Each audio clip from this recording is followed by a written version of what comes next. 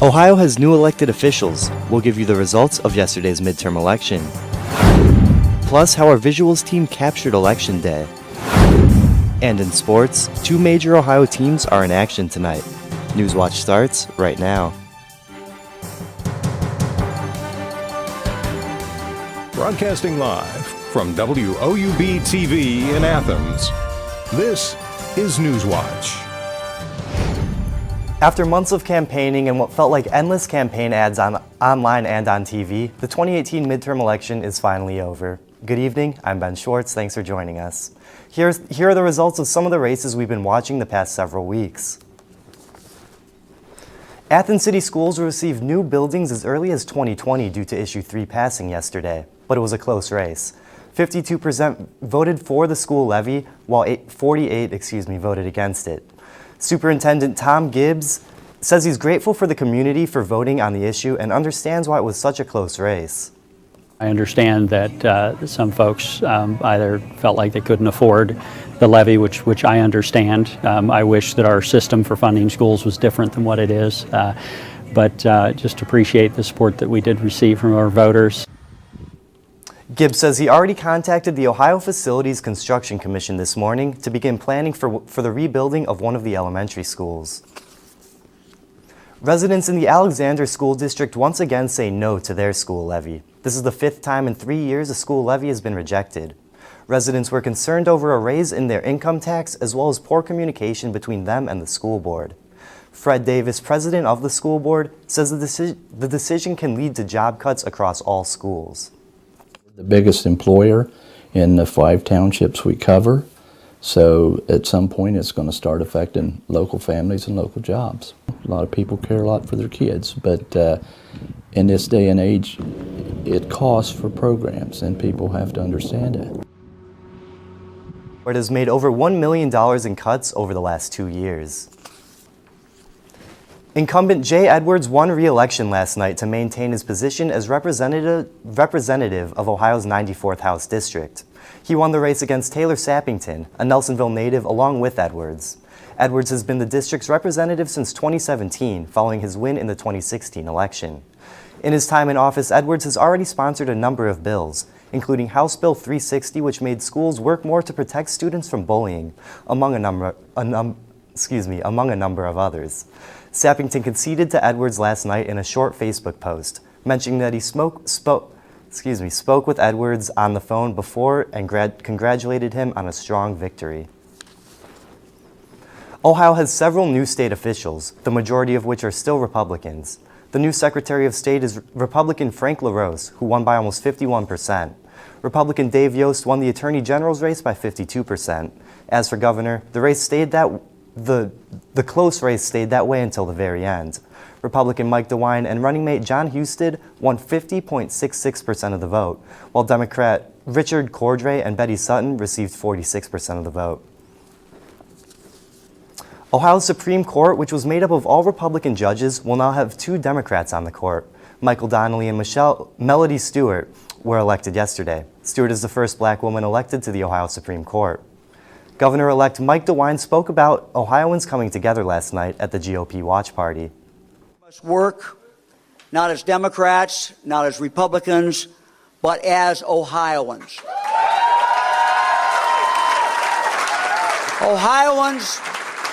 Ohioans united around our shared mission to ensure that every single person in this state, every child, no matter where they're born, no matter who their parents are, no matter what their circumstances, has the opportunity to live up to their God-given potential. That is our mission. Ohio's only state ballot issue failed last night. Issue 1 would have amended the state constitution to reduce penalties for nonviolent drug crimes. Many opponents disliked the idea of amending the Constitution and disagreed with being less harsh on people in possession of fentanyl, a powerful opioid. The measure failed 65% to 35%. For a full list of election results, head over to our website. We have all the info you need at woub.org. Head to our Facebook page to watch last night's digital coverage of the election, and tune into Newswatch on Monday for our post-election special, where we'll break down what the results mean for you.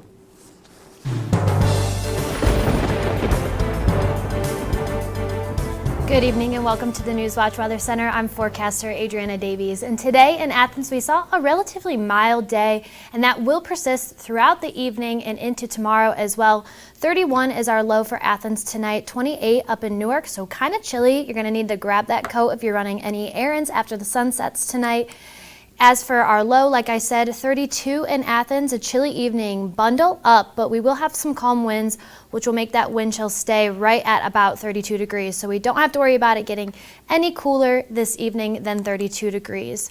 As for our overnight, hour by hour, by 8 p.m., we'll see 42 clear skies to start the night, which will make that chilly temperatures hang around to midnight, 37 degrees. And by 4 a.m., we will see 34 degrees with clouds increasing. So when those clouds start to move in, we will see that temperature start to stall right around that 32, 34 degree mark into the morning hours as well. I know there is snow coming up in the forecast, Ben, and I am not very excited for that. Gotta agree with you. Thanks, Adriana. On a national scale, Republicans kept control of the Senate and added 2 more seats. Democrats won control of the House with 26 seats. But this election wasn't about the red tide or the blue wave. Many people called it the year of the woman. A record-breaking number of women ran and won yesterday. Jessica Dean has more on the historic night. Oh my God! Tuesday brought celebrations across the U.S. for the record-breaking number of women who made history with their victories. They ran and won in unprecedented numbers, adding over 30 seats in the House. Many are Democrats inspired to run in response to President Trump. We sent a message that we want a better nation, that we demand a better nation. Former Navy Commander Elaine Luria turned Virginia's 2nd Congressional District blue. Like many of the women elected, she's a first-time candidate. We've spent 2 years waiting for someone to stand up to the partisanship and the division in Washington. 29-year-old New York Democrat and self-described socialist Alexandria Ocasio-Cortez will be the youngest woman ever elected to Congress. That all our actions, no matter how small or how large, are powerful, worthwhile, and capable of lasting change. Diversity extended beyond their gender. Assalamu alaikum. 2018 also saw the first Muslim women elected to serve in the House. Democrats Rashida Tlaib of Michigan and Ilhan Omar of Minnesota. The first women to wear hijab to represent us in Congress. Democrat Sharice Davids from Kansas and Deb Haaland of New Mexico earned their place in history, becoming the first Native American women in Congress. I think representation is important. I think diversity is important. Every voice deserves a seat at the table. Democrats made it a priority to get more women to that table in 2018, but Republican women made their mark Tuesday night, too. Republican Congresswoman Marsha Blackburn supports President Trump, who returned the favor, stumping for her multiple times. Blackburn will become the first female senator from Tennessee. Now you don't have to worry if you're going to call me Congressman or Congresswoman or Congresslady. Now, Senator will do. Republican Congresswoman Kristi Noem will now answer to governor, becoming the first woman in South Dakota to do so. It wasn't all good news for women. Incumbent Democratic Senators Claire McCaskill and Heidi Heitkamp lost their seats in high-profile races. But Tuesday marked a turning point as the congressional representation of women got a little closer to matching the percentage of women in America. As of this morning, 96 women were projected to win seats in the House of Representatives. That's 11 more than the previous record. Officials are reacting to their party's various wins in the midterms. And you may see a new allergen listed on food. These stories and more when Newswatch returns.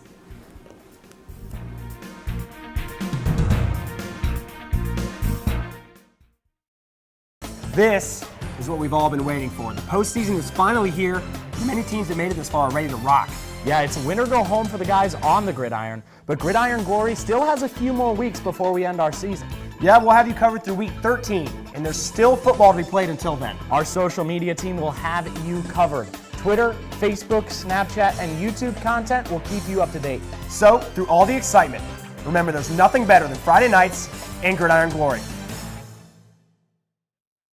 This is a box that showed you a world beyond your own.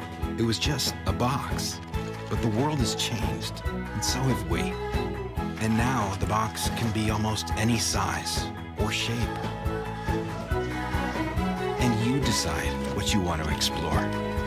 Anytime, any place. Break out of the box with PBS.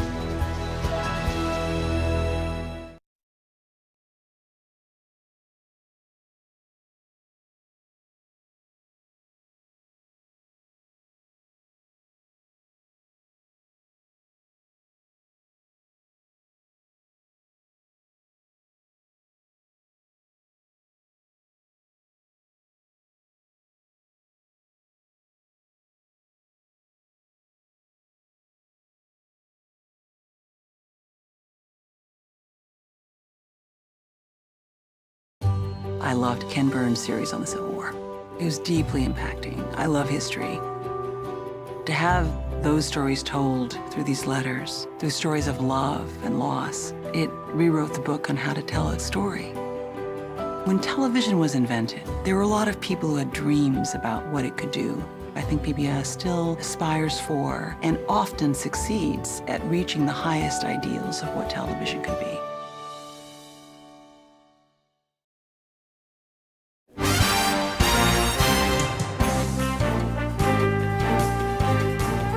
With the GOP maintaining control of the Senate and Democrats in control of the House, what will the next 2 years look like on Capitol Hill? Karen Kafer reports from Washington. After the most expensive and one of the most contentious midterm campaigns in U.S. history, both parties walking away with something to talk up. This election marks the largest Senate gains for a president's party in a first midterm election since at least President Kennedy's in 1962. In an often combative press conference on Wednesday, President Trump took credit for wins in tight Senate races. I think people like me. I think people like the job I'm doing, frankly. Democrats taking control of the House for the first time in 8 years and pledging to keep the president and Republicans in check. The American people want to put an end to unchecked GOP control of Washington, restoring again the checks and balances envisioned by our founders. The Democratic victory in the House seen as a voter rebuke of the president, his policies, and his rhetoric. But Republicans holding on to the Senate and ousting at least 3 Democrats in red states in the process. A divided Congress will now require a more bipartisan approach to legislating in order to avoid gridlock in Washington. Hopefully we can all work together next year to continue delivering for the American people. We will strive for bipartisanship. We believe that we have a responsibility to seek common ground. The new dynamic between the two parties on the Hill and the White House will now set the tone for the 2020 presidential race. In Washington, I'm Karen Kafer. In addition to responding to reporters and talking about the midterms today, President Trump is now dealing with another staff departure. Attorney General Jeff Sessions is out as Attorney General after President Trump effectively fired him. In a letter to White House Chief of Staff John Kelly, Sessions wrote, quote, at your request, I'm submitting my resignation. President Trump says Matthew Whitaker will take over as acting Attorney General. Whitaker, who is Sessions' chief of staff, is also expected to take charge of the Russia investigation. Trump tweeted a permanent replacement for Sessions will be nominated at a later date. Trump did not answer a direct question about Sessions during his news conference earlier today, saying that on the whole, he is extremely satisfied with his cabinet. Right now, only 8 ingredients are required by law to be listed as an allergen on packaged food labels. Now the FDA is taking a major step towards adding one more to that list, sesame. In today's Health Minute, Meredith Wood has a closer look at why a tiny seed is causing big concerns. A small seed with potentially big health risks. The Food and Drug Administration is taking steps to require food labels to carry a warning if a product contains sesame. Currently, only 8 allergens are listed on labels: milk, fish, eggs, shellfish, peanuts, tree nuts, soybeans, and wheat. Sesame is sometimes listed as natural flavors or spices. The FDA wants to change that, saying that although sesame allergies are rare, they can be deadly. According to the agency, sesame allergies affect about 300,000 Americans. While that's a tiny percentage of the U.S. population, the FDA says it's on par with allergies to soy and fish. Sesame reactions can vary from person to person, but in some cases, they can be life-threatening.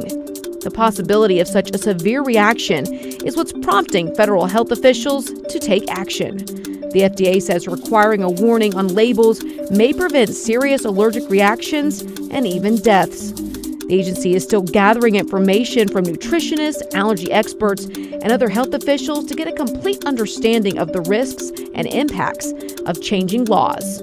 For today's Health Minute, I'm Meredith Wood. Researchers may have found a way to communicate with extraterrestrials. That story's still ahead. And winter is coming. We're talking about our next chance and our first chance for snow up next on Newswatch. Now here's a look at stocks of local interest.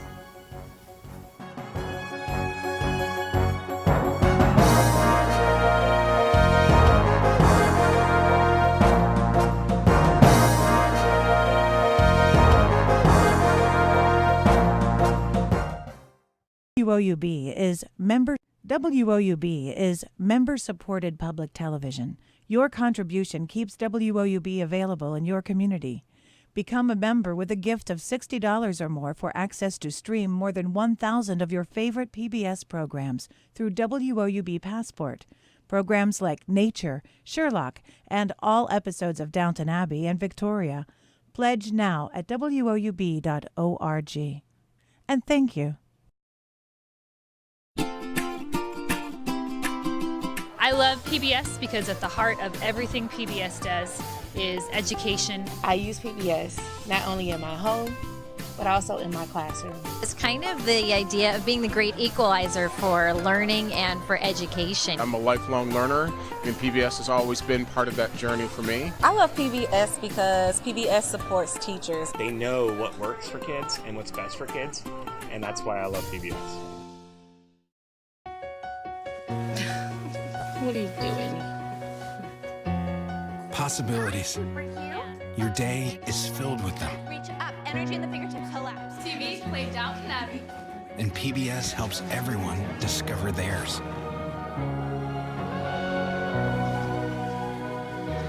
Anytime, anywhere. Up in the sky, you can see it. PBS, we're with you for life. PBS had a special on Pearl Harbor, and once Landon started watching the show about the Arizona, he completely became fascinated. That's Donald Stratton, and that's me. And then his Christmas wish this year was to meet Donald Stratton, one of the survivors from the Arizona. So good to see you, buddy. Everything that Landon has learned from PBS, it's immeasurable. This is for you. Thank you, big guy. He is living proof of the effect that PBS has had on his life.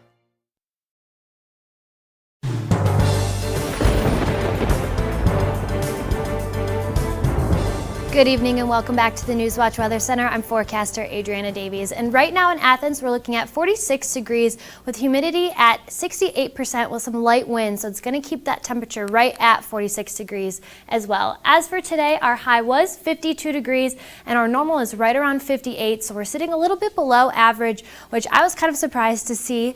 And our record is 70 degrees. So we are sitting at that lower temperature and I am not very excited about that cooler temps that are on the way. But as for our overnight hour by hour tonight, by 8 p.m. we will see 42 degrees. By midnight we're looking at 37, and then by 4 a.m. we'll see 34 degrees. And clouds will increase as we move throughout the evening as well, which will keep those temperatures relatively low into the morning hours.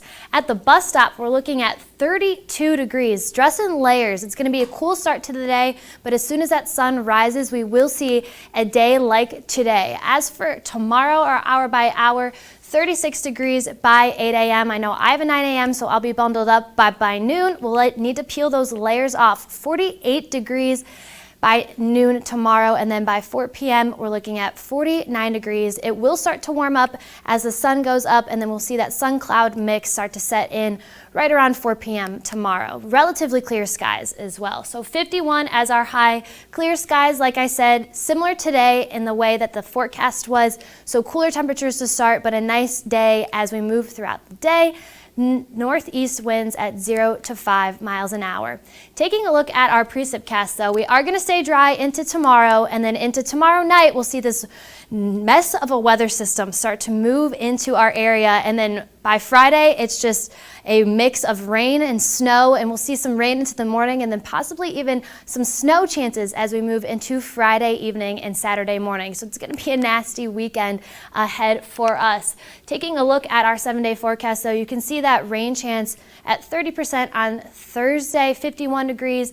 We're going to see that cold front that's going to move through on Saturday. So Friday, we'll see that 90% chance of rain snow mix because we have that low of 29, going to keep things relatively cool. And then as we look into the rest of the weekend, 44 warm back up, warm if you would, for 44 on Sunday. And then into next week, we will see some more rain chances and even a stronger chance for snow on Tuesday. We might see our first accumulation as we move into the beginning of next week. Ben? Thanks, Adriana. Researchers at MIT are suggesting that a high-powered laser could be used to attract messages from aliens. The laser would have to be between 1 and 2 megawatts, which already exists for use in the military. However, a high-powered telescope, which has not yet been created, would be needed in order to make the laser powerful enough to stand out against the sun. If the technology is there, the laser could potentially be used to transmit data across space that would reach a target in just a few years. And in other news, NASA's mission to launch a satellite in an effort to probe the Earth's atmosphere has been delayed until tomorrow, after a problem was found with one of the satellite's booster rockets earlier today. The goal of the mission, named ICON, is to study the Earth's ionosphere in an effort to improve communications such as GPS signals, as well as spacecrafts in low Earth orbit. How's it going, everybody? I'm Nick Orsini, and it's that time of year again for Bobcat basketball as the men open up tonight against Wilberforce.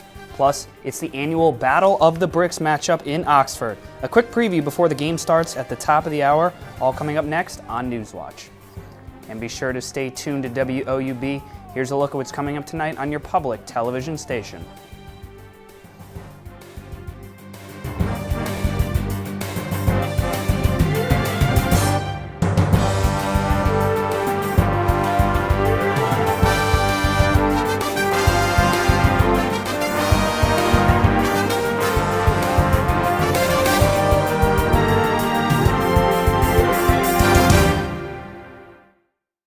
This is a box that showed you a world. This is a box that showed you a world beyond your own. It was just a box, but the world has changed, and so have we. And now the box can be almost any size or shape. And you decide what you want to explore. Anytime, any place. Break out of the box with PBS. This is what we've all been waiting for. The postseason is finally here. Many teams that made it this far are ready to rock. Yeah, it's win or go home for the guys on the gridiron, but Gridiron Glory still has a few more weeks before we end our season. Yeah, we'll have you covered through week 13, and there's still football to be played until then. Our social media team will have you covered. Twitter, Facebook, Snapchat, and YouTube content will keep you up to date. So, through all the excitement, remember there's nothing better than Friday nights and Gridiron Glory. I'm such a huge fan of PBS. For my entire life, it's been our window into a world of the arts that isn't available anywhere else on TV. We learn about our numbers and our letters and singing through music, through the incredible children's programming they have. And then we grow up and we get to see world of the arts, whether it's ballet or opera or Broadway, and so many other amazing moments that you wouldn't get anywhere else except for PBS. WOUB is member-supported public television. Your contribution keeps WOUB available in your community. Become a member with a gift of $60 or more for access to stream more than 1,000 of your favorite PBS programs through WOUB Passport. Programs like Nature, Sherlock, and all episodes of Downton Abbey and Victoria. Pledge now at WOUB.org. And thank you.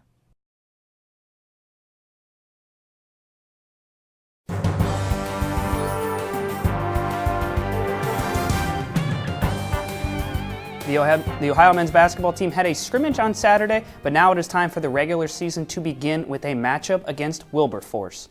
The Bobcats returned 7 players from last season, including guard Tavion Kirk, who earned MAC All-Freshman Team of the Year honors last season, and Kirk led the Bobcats in points, averaging 15.3 per game.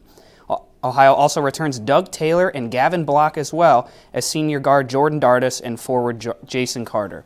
The Bobcats tip off with Wilberforce at 7 p.m. inside the Convocation Center. The Ohio Bobcats put their 3-game winning streak on the line tonight against arch rival Miami in the annual Battle of the Bricks matchup. A win for Ohio extends their winning streak to 6 games against the Redhawks, and that would tie their longest winning streak in the history of this rivalry. And the Redhawks, they're coming off their second conference loss of the season after falling to first-place Buffalo 51-42 last Tuesday. Kickoff is scheduled at the top of the hour at Yager Stadium and will be broadcast on national television on ESPNU. The Cleveland Cavaliers are off to their worst start in 10 games since the 1984-85 season. The Cavs enter tonight at 1-9, and 6 of their 9 losses are by double digits. The Cavs return to the queue after a 102-100 heartbreaker against Orlando on Monday. The Cavaliers blew a 5-point deficit in the final 24 seconds and lost at the buzzer. The good news, though, Russell Westbrook for the Oklahoma City Thunder will be in street clothes. A sprained left ankle prevents Westbrook from suiting up tonight. That he sustained an injury on Monday, and tip-off is set for 7 p.m. Now, Election Day has come and gone, but that does not mean voting season is over. The Gridiron Glory Player of the Year candidates are out, and they need your vote. The 5 players are Athens quarterback Clay Davis, Sheridan quarterback Ethan Heller, Trimble running back Connor Wright, Washington Courthouse running back Dylan Stewart, and Gio Thomas, also from Washington Courthouse, their quarterback. Now here's how you can go vote. Go to woub.org/gridiron and cast your vote. The poll is on the right side of the website. And don't forget to tune into Gridiron Glory on Friday night at 11:30 for our second to last episode of the season. Now Heller and Wright, they are still playing in Week 12. We'll have highlights for that. Make sure to tune into SportsBeat tomorrow on 1340 AM WOUB. Host Lucas Moore and producer Russ Heltman do a full breakdown of the game tonight between Miami and Ohio, plus a recap of Ohio's first regular season game and a look at the Ohio women's game on Sunday against UNC Wilmington. It all goes down tomorrow on 1340 AM WOUB starting at 6 p.m. Well, I'm Nick Orsini, and that is all I have for sports tonight, and send it back over to Adriana for a final look at weather. Thanks, Nick. Tonight in Athens, our low is 32 degrees, a chilly evening, so bundle up if you're running any errands later tonight. A calm wind will keep it right at that 32-degree mark as well. As for our tomorrow high, 51 degrees, clear skies, and a similar forecast as it was today, with a light wind from the northeast at 0 to 5 miles an hour.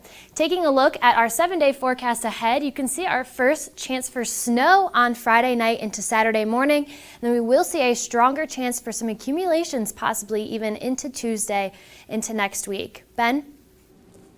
And that does it for our broadcast this evening. Thanks for watching. I'm Ben Schwartz.